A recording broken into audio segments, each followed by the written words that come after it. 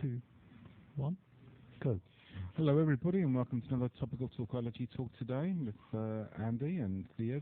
Good afternoon, Andy. How are you? I'm alright, yourself?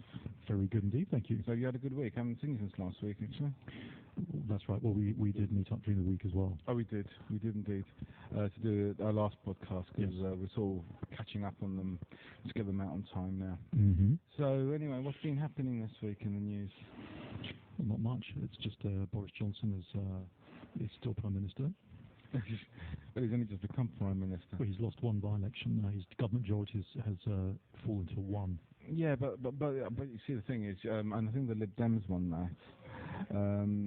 And yes, they did. And also, I mean, people seem to overlook the fact that actually, I think Labour actually came fourth in that election as well, my election, because Brexit actually beat them as well, the Brexit Party. And in fact, if they'd scored any less, they would have had to give up their deposit. Is that right? Mm-hmm. Wow. So you could potentially see if there is another close call in the next election, you could probably actually see, and if the Brexit Party actually get any MPs, because that looks like a possibility right now. It could be that the Conservative Party is going to have to do a deal with the Brexit Party. Well, although I think that's the way off yet. But, the difficulty there is that if there's a no-deal Brexit, then the Brexit Party will cease to exist, and therefore Boris will not have them to body up to. Why will they cease to exist? Because Brexit will have happened. Yeah, but I think even so, I mean, even though it's called the Brexit Party, I think they've still got enough political capital in there, because don't forget, UKIP actually got the messaging all wrong, because once they succeeded in what they were looking to achieve, which was getting out, they seem to fall off the wayside because they lack the pedigree and the calibre of people to actually take it forward. Whereas I think he's been quite astute this time, and his messaging has been correct. He doesn't talk about immigration. He doesn't talk about things. Nigel Farage has been very clever with his messaging, or the PR company he's got have been very clever with his messaging in that respect. But yeah, we'll see what happens. I think they'll continue to exist. Actually, just because it's called the Brexit Party doesn't mean it actually ends there. Although I would have probably rethought the name when they first came out with it the first time round. Jeremy Clarkson wrote quite an interesting article on Boris Johnson. Go on. In a nutshell, he said that the reason why Boris Johnson got elected is because he makes us laugh, so we like him. And what he must not do at all costs is to become a serious politician, like all the rest. Because in his view, of course, in his enormously deep political experience, in his view, Brexit is impossible, and therefore there will be another huge mess. And if he just transforms into one of those straight-laced, serious politicians, then he will not survive. His only hope is to continue making us laugh and making us like him. That was the issue. I think there's an element of that, but you've also got to consider that in terms of having been mayor of London, if you actually compare him to his predecessor and the one if you actually consider him to Ken Livingstone, who was the first mayor, and Sadiq Khan as the second mayor, compared to them two, he's actually come out as the best one out of the three. So there isn't a lot to benchmark him against, apart from those two. And if you actually look at that, actually he probably came out on top in terms of how he looks. So in terms of what he's delivered, and it hasn't been perfect by any stretch of the imagination, he has led as mayor of London, and actually didn't do a particularly bad job in comparison to the other two. Whether that's right or wrong, but it all comes down to perception. What is the public belief? And I think he can capitalise on that. Don't forget, he's also got quite a large following on social media as well. And you'll have people, particularly the older generation, who will quite like him. But also that people liked his father, because his father was on I'm a Celebrity, Get Me Out of Here, and apparently he became one of the most popular contestants on that, and even just by association, but Harry Redknapp, he did very well as well, didn't he? I don't know if he was on the same one. But he also won. He did. I don't think Stanley did win. his father Stanley. I don't think his father Stanley did win, but I did know that he was actually quite popular amongst, not only amongst the other contestants there, but amongst the public as well. So, and as I said, by association, perceptively, that probably makes Boris a little bit more marketable as well. Maybe so, but remember, I think, as I was saying, one of his keys to success is the fact that he's court jester, and the reason that court jesters could get away with things is because people couldn't identify with them because they were idiots, and therefore they were not deemed responsible for what they said, rather like a baby. So they're deemed as childish and not quite responsible for what they do, and unpredictable.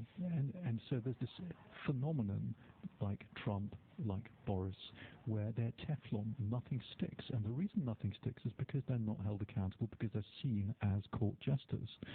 I'm not so sure, but I'm not so sure. It's one thing before you become Prime Minister. When you become Prime Minister, you've also got to show a few more other attributes as well. Correct. To be a leader. But you're so right. But the thing is, Boris is enormously clever. I mean, he got into school with scholarships. He's finished top of his class at what was it, Oxford? So the man is a serious intellectual. He's published books, but I think he's got, just like Trump, I think he's got mild ADHD, so he can't focus and concentrate on things he's just not interested in. Well, I'm not qualified to actually talk about ADHD in his respect. Flappy tongue syndrome, I call it. There is. He does have that, but one thing he also does. I mean, I wasn't too surprised. And I was having this conversation with someone last week actually. I said that he actually modelled himself in some ways to Winston Churchill. Even some of his mannerisms and some of his talks, he keeps his sentences very short and they're very succinct. And he studied ancient Greek oratory as well. You probably know more about that than I do, but it wouldn't surprise me that he actually probably studied many of the world leaders and actually incorporated some of those behaviours into who he is. He's probably looked, if you look at he's actually very much into literature. I wouldn't be surprised if he looked at the likes of Alexander the Great and people like that.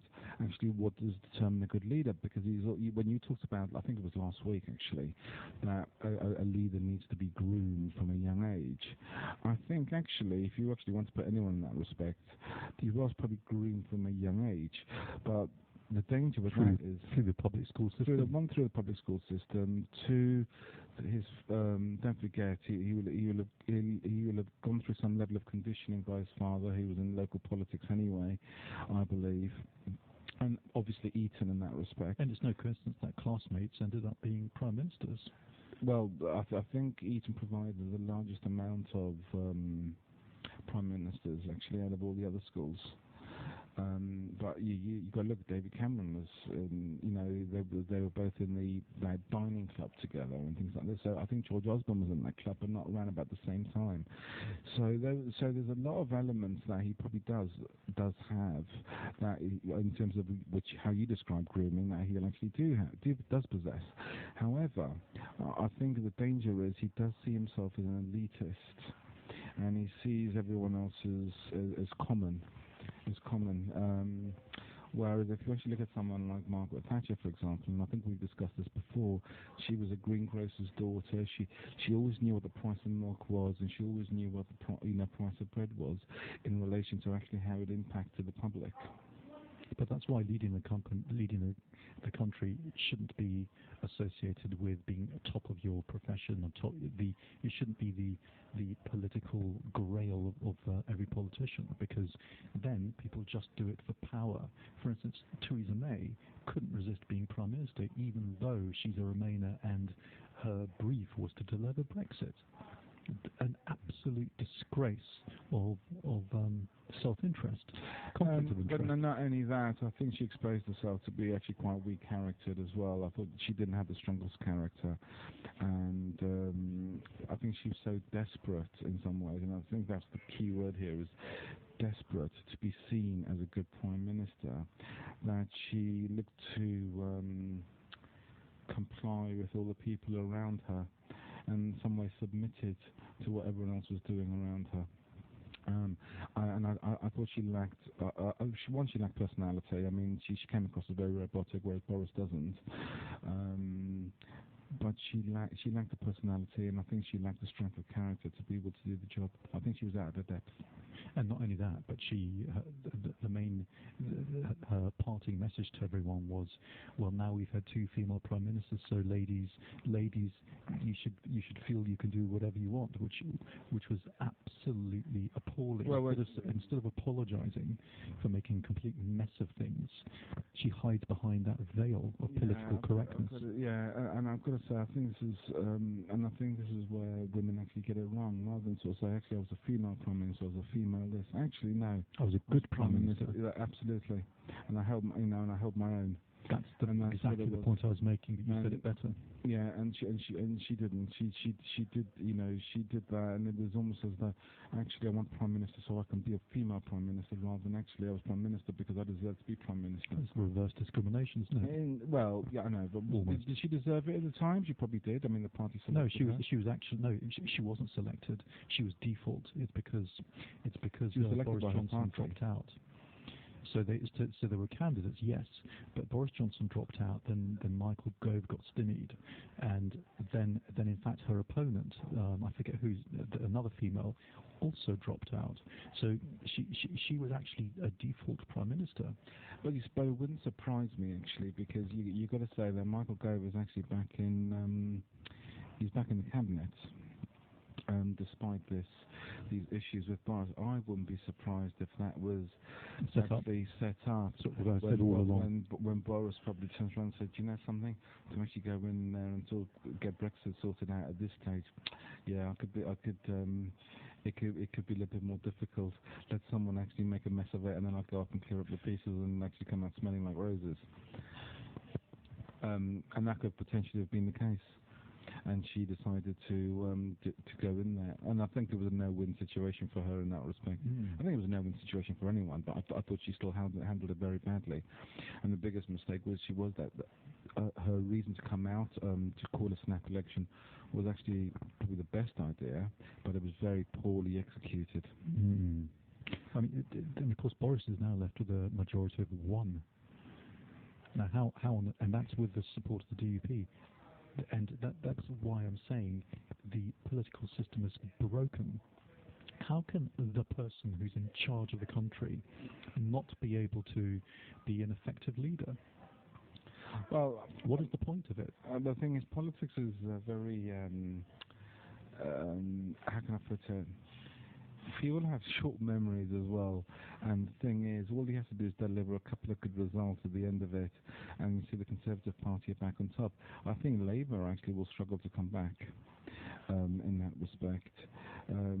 Tories are going to have to go through their stage of rehabilitation before they call another election. Although saying that, he is a lot stronger in Parliament debating Jeremy Corbyn, and makes him almost look like a fool. Whereas Theresa May didn't actually have that capacity to be able to do that, because of course Boris was in a debating society, wasn't he? And he's actually all things you can say about him, he's actually an exceptional orator. Because he studied, as you say, the historical leaders and ancient Greek oratory. Yes, so he knows, and as I say, Jeremy Corbyn lacks that. He's actually exposing him again, which is what David Cameron did. David Cameron exposed Jeremy Corbyn to be a bit of a fool. Yes.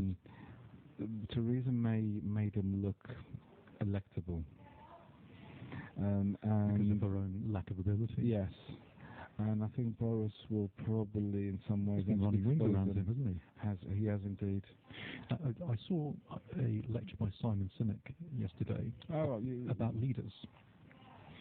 What Leaders Eat Last? Sorry? Leaders Eat Last. It's his book. Interesting. Well, his take on it is that the key thing about leaders is of course, first of all, it's very hierarchical, and when you're at the top of the hierarchy, there's no doubt about it, you get the best of everything. You know, in the animal kingdom, the leader gets the choice of the mates, the choice of the food, but he said the thing that marks out leaders is that the buck is meant to stop with them. In other words, they also will